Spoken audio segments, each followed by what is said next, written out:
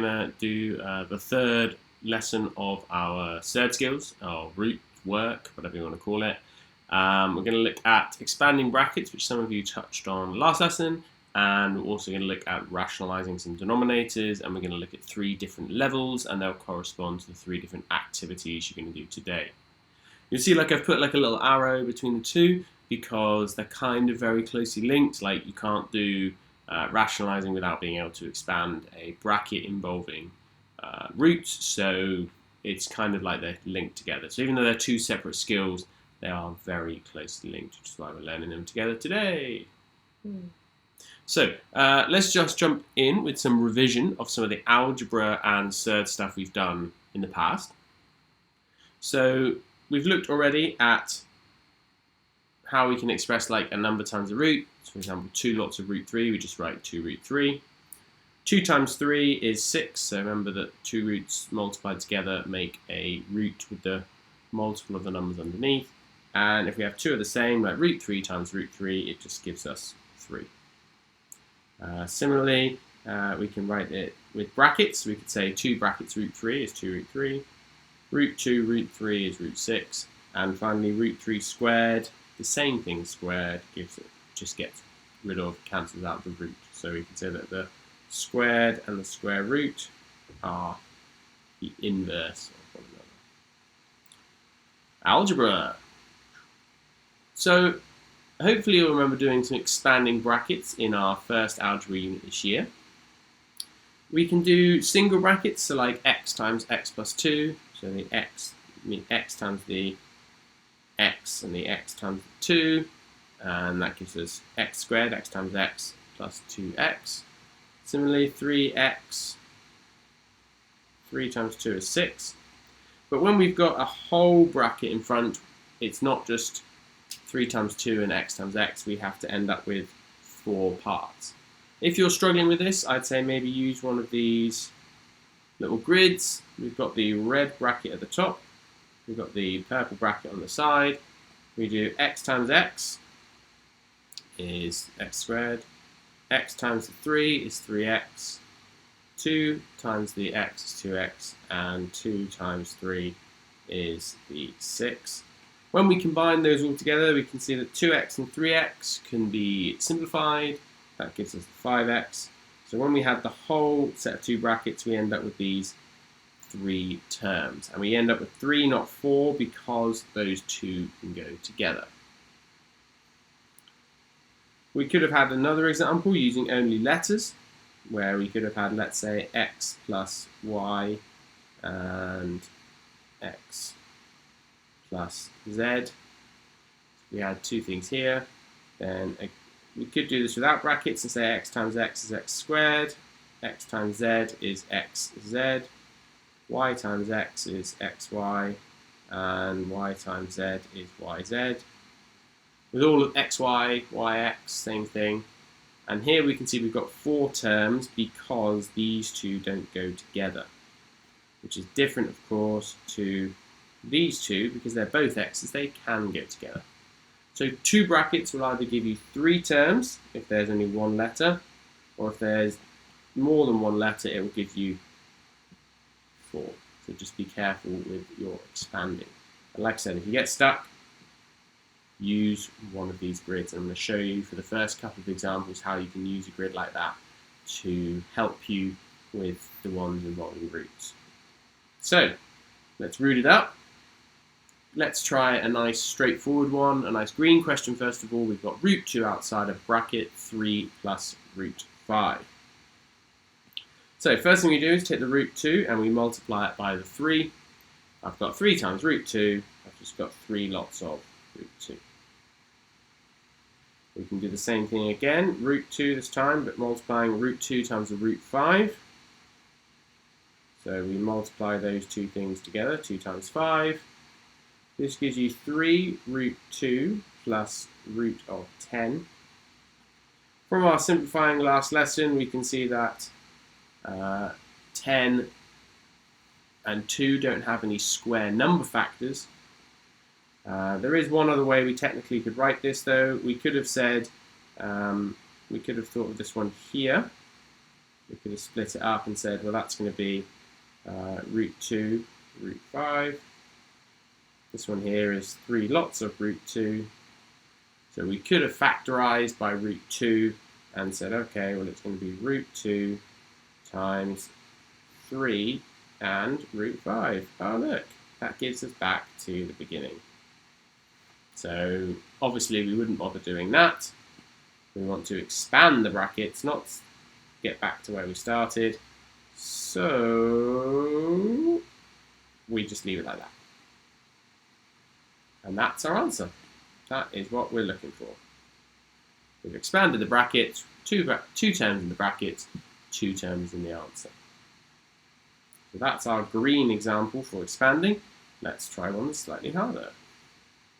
Now we've got one with 2 brackets. We've got a 3 plus 4 root 2 and a 5 plus 2 root 3. I've put the little grid on the left. It's right there. So we can try it using the grid first of all, and I'll show you how to do it without in a second. We've got the blue one at the top, 3 and 4 root 2. We've got the red one on the side, 5 and 2 root 3. So we just split it up.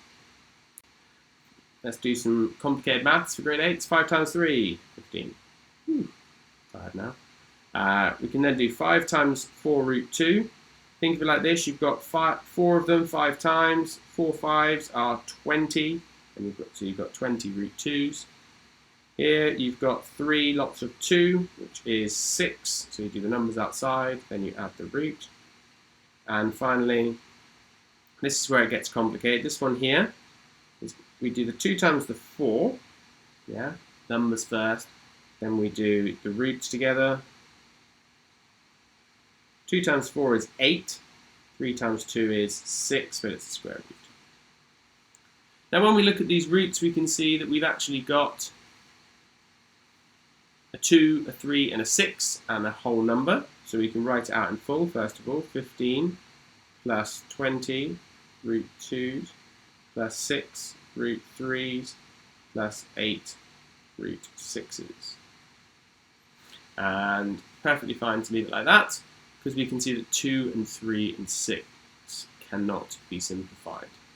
We could, of course, split this one up if we wish to into root 2 and root 3, but as we've seen before, there's not a huge amount of demand to do that at this stage. So we're just going to leave it like it is. So that's good enough for there. We could have, of course, done this, like I said, without the brackets. We could have said 3 5s are 15. 2 root 3s is 6 root 3. 4 root 2 times 5 is 20 root 2. And 4 times 2 is 8. And then 2 times 3 is 6.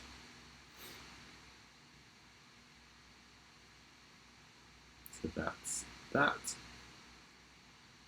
Let's try another one. Here we've got something. Now this here, hopefully you notice straight away that the second bracket is the same as the first one, except it's got a minus. We sometimes call this a conjugate, or conjugate, depending on your pronunciation. Basically, when you've got the same thing twice, 3 and root 7, 3 and root 7, but one's positive, one's negative, we call this a conjugate, and we'll see why. Let's put the first one at the top. Positive root 7, negative root 7. 3 times 3 is 9. 3 times root 7, 3 root 7. Negative 7 times 3 is negative 3 root 7. And negative, remember we talked about this before, we have 2 roots the same, 7 and 7. 1 positive, 1 negative, it makes negative 7. Because root 7 times root 7 is 7, but one of them is negative. So when we combine these, if we look at this one I've just highlighted, we can see we've got plus 3, minus 3, so they cancel out. We've also got 2 whole numbers, 9 and 7. That leaves you with just 9 minus 7, and 9 minus 7 is 2. What you'll also notice is we've gone from having roots in irrational numbers. Remember, we call these irrational because they are decimals which have no endpoint and no pattern. Irrational number, and this here is a rational number. So we have changed it from irrational numbers to a rational answer. Again, we could have done this without our brackets, with just our expansion. 3 times 3 is 9. 3 times negative root 7 is negative 3 root 7. Then we do 7 times root 3 plus 3 root 7. I don't know why I put root 3 there when I actually said the word 7. And then finally, 7 times 7 is 7. Sorry, root 7 times 7, and it's negative. So these cancel out. 9 minus 7 is 2. Same answer. So, expanding brackets, just a quick summary. Same rules as our algebra. Use the grid to help you if you're struggling. You don't have to, but it will be a structure for you. And don't forget to simplify if you can, like these. And you can change irrationals to rationals. Some people call that process rationalizing. So we've led ourselves in neatly. And you can see I've done 3 different colors there to show we've got kind of like a simple green one in the middle, and then a harder blue one. So like a middle blue one and a harder one. And we're going to go through each one in turn. Rationalizing, what does that mean? Well, rationalizing is when you turn an irrational number, i.e. a root, to something that is not a root.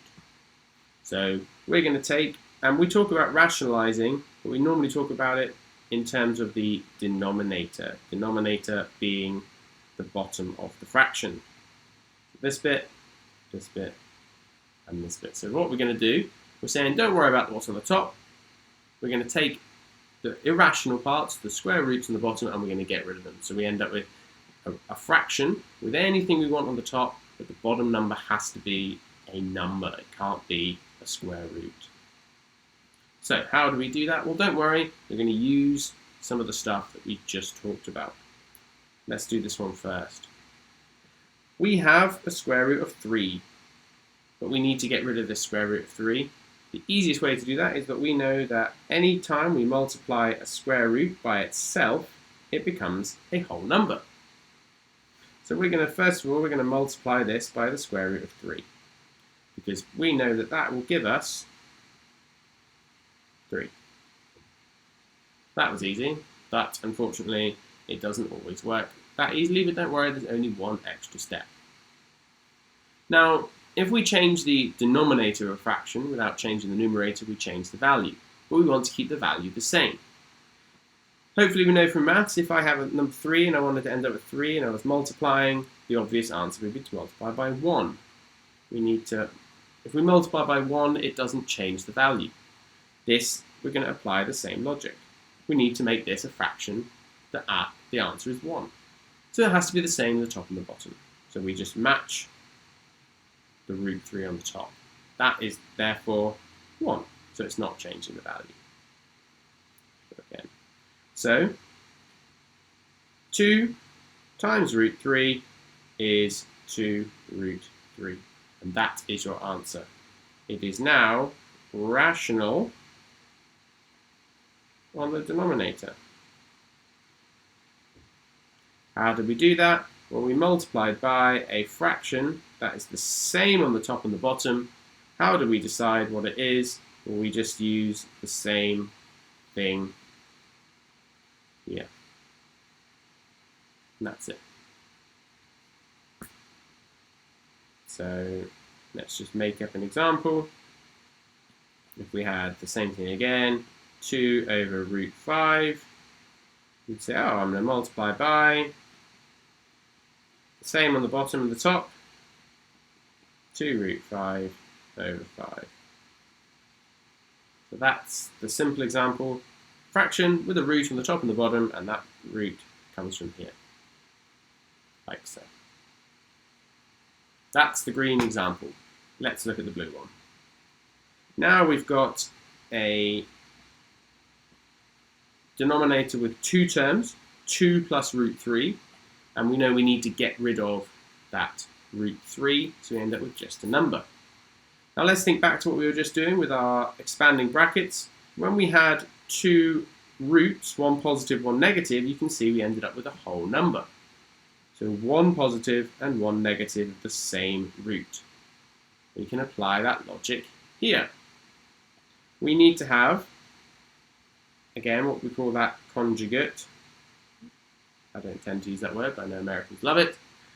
So we've got a positive, which means we need a negative. So we need to multiply by the same thing, but we need this negative here. So one positive, one negative, everything else the same. And as we talked about before, we need to do the same thing on the top. So we'll do the top first, because that's pretty straightforward.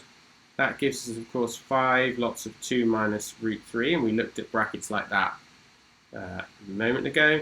And on the bottom, we've got 2 plus root 3 in the first bracket, and I'll put it in red for you so you can see the difference, 2 minus root 3 in the second. Let's expand the bit at the top first. 5 times 2 is 10. 5 times negative root 3 is negative 5 root 3s. On the bottom, this is when we can use our little grid to help us. Just looking at the screen, aren't I? Just on the top of my head. That's terrible. So I'm going to do the 2 and positive root 3 on the top, the 2 and the negative root 3 on the side. 2 times 2 is 4, 2 times root 3 is 2 lots of them. Oh no, I've got negative 2 of them, and 2 are the same makes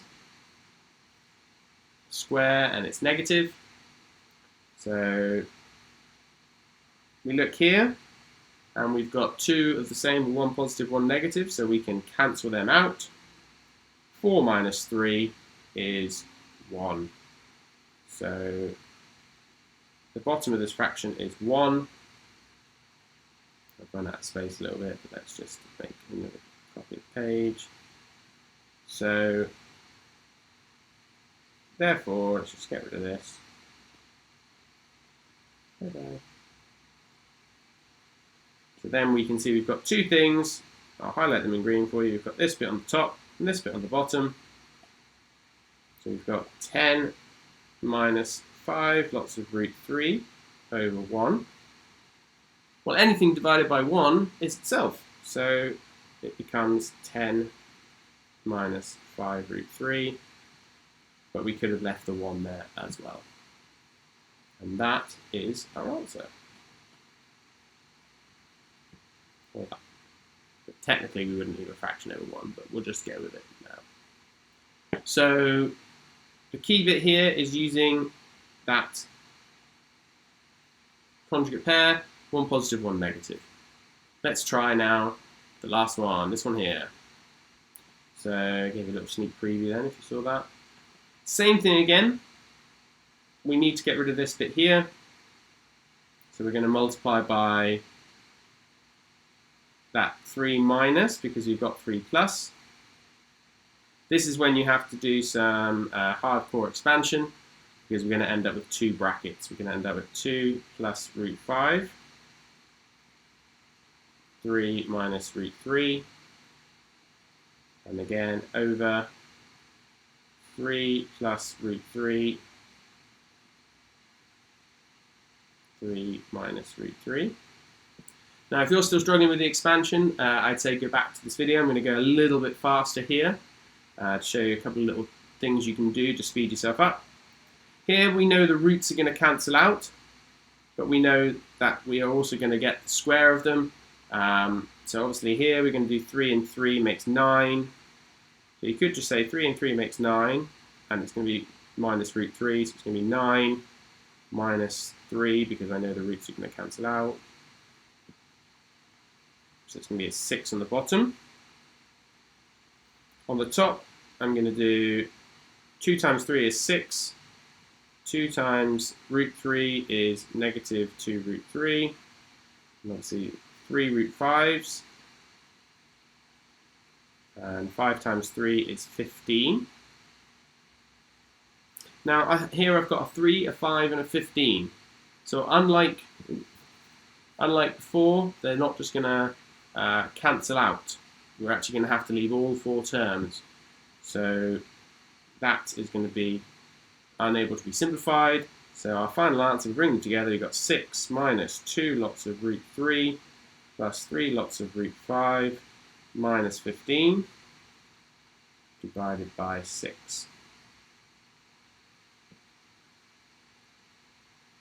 Now we could split that one up into, like, we could say the 6 and the 6, but we're perfectly happy leaving it as it is, and that would be our answer we're looking for. So a longer one there, because you've got that 2 brackets on the top, but that's perfectly okay. But the most important thing is that we now have a rational denominator, i.e. just a number on the bottom and everything else on the top. So it's longer, not necessarily more difficult, just a bit of a longer question. And because we've got a 5 and a 3, we've got 2 different roots, they end up with lots of terms. On the bottom, we've got the 3 and the 3, they're the same term, which is why they cancel out. So, a lot of talking there from me. Let's just summarize. When you're rationalizing, if it's just one thing on its own, you just multiply it. So here you just multiply by root 5 and you're done. If you've got more than one term, then you do like the opposite. So 5 plus root 3, you make it minus. 2 plus root 3, you make it minus. You may have ended up as well. Let's say we just change it a little bit. Let's say this one here was a minus. Then that would make this one a plus. So you can work the other way round as well. You can do a minus and a plus, but you have to have one of each, because then they cancel out. So there's 3 examples to try today. You've got the first level, the second level, and the third level. I've got questions for each on Teamy. Okay, the green and the blue obviously are the ones which you should be aiming to. Everyone, I think everyone should be able to do those green ones. Hopefully most of you should be able to do the middle blue one, and if you are confident, you can try ones like that purple one at the end. We're not going to do some explicit questions on expanding as much, because we do a lot of the expanding brackets in the rationalizing. So that's why we're going to focus on rationalizing, because it incorporates both skills. Give this a go and rewatch the video if you need to go over any of those examples again. Enjoy!